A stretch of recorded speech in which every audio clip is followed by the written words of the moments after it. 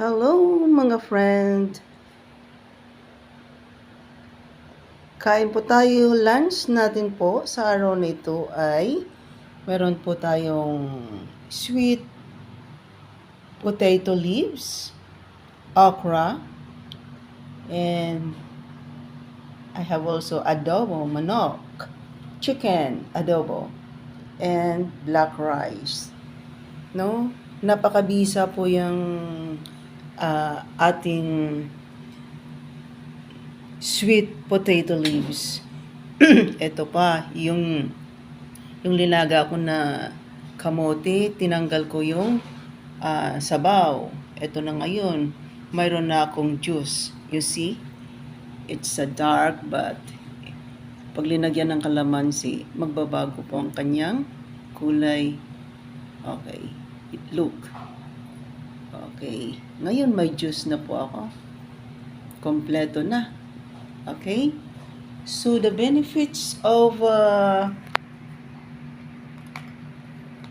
sweet potato, anti-diabetes, help in heart health, antioxidants, enhances eye health also, and antibacterial, help in bone health, and these leaves are extremely high in potassium. There are also calcium, magnesium, phosphorus, iron, and traces manganese, copper, and zinc. The best ang kamote. Dahon ng kamote. You try it. And ito din po yung black rice para sa may mga diabetes. Okay? Mayroon ka na ngayong juice. No? Ginaga ko yung kamote. Kinuha ko yung talbos.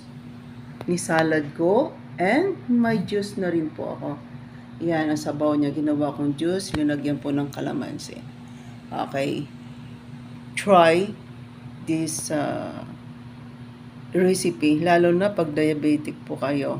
The best. No? Magiging malakas po kayo. Okay, that's all for today. Mag-lunch na po tayo.